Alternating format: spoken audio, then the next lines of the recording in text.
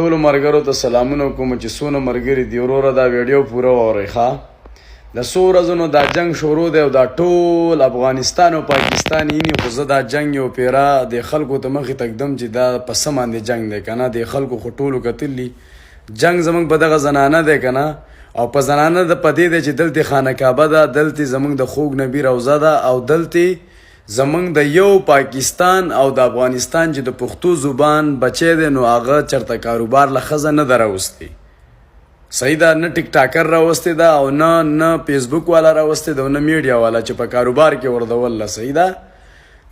دلته د دې خبرو نه پس بیا د سفارې د طرف نه د ګورنمنټ پاکستان د طرف نه ویزا الاؤډ نه ده د زنانه دپاره. که یو سړی راولي په 2 نمبر طریقه به راولي. په ویزټ په هوټل کې کار ممنوع دی او په عمره باندې ممنوع دی. په کومه طریقه باندې چې د دې تورسرې بېزتي کېږي د هغې دپاره موږ لګیا وو. په القاسم کې به هره شپه لایفونه کول. موږ پسې د القاسم ته د دې ځای نه خو پسې موږ القاسم ته لا نه ړو که نه، خو موږ د دې ځای نه داسې واسطه وکته چې د القاسم نه موږ خلک مجبوره کړل چې هغه بیکونه ورته راوارتول له چا په کور کې چې پاتې کېده او کوم چې د هغه هوټل هغه مالک و چې زموږ نوم وانخلي او دا خلک د کوره راوشړل.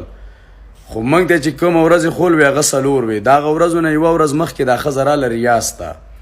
دوی په هوټل کې کېنوله، په 2مه شپه پسې موږ لاړو. لکه چې څنګه ریاض ته راله او په ریاض کې کېنوله نو موږ پسې لاړو. په هغه شپه باندې موږ پسې لاړو. دوی د هغه هوټل نه په تېښته باندې لاړه چې موږ ورته کله کار برابروو لاړه. نه بیا ارشد بدماشي کړله او نه دې ښځې کړله او نه دوی لایف راغلي او نه یې ویډیو کړله. په اولنۍ شپه په کیمرو کې ویډیوګانې پرتې دي او کیمرې دې وګوري. بله شپه دا بیا راغلی بدماشۍ کوي چې برېت او داسې او داسې. ګوره ته زموږ په شخصیاتو باندې خبرې مه کوه. ته وایې زه کنځلې نه کوم که نه، ستا ډېرې خبرې ما ریکارډ کړلې چې تا کنځلې هم کړلي. صحیح ده.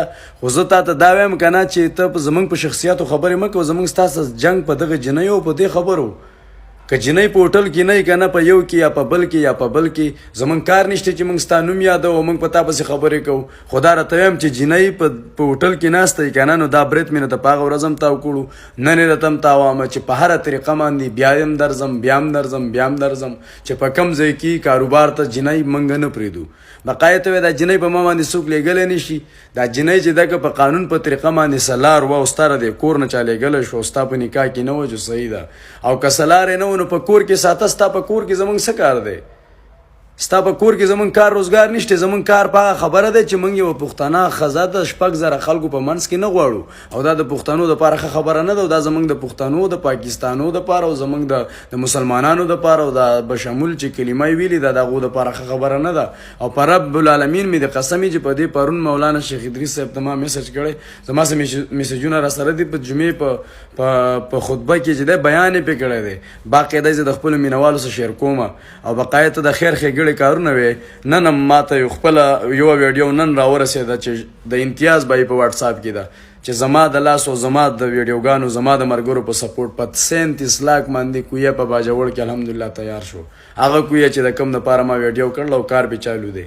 کارونه یوازې ته د نیکۍ نه کوې، کارونه هر سړی کوي، خو په نیکۍ پسې دا نشته چې د خلکو ښځې راوله او کیمرې دې چیک کوو. رپورټونه مه وه. زما چې څونه ملګري یئ زما اکاونټ سپورټ کوي، رپورټونه را باندې وایي.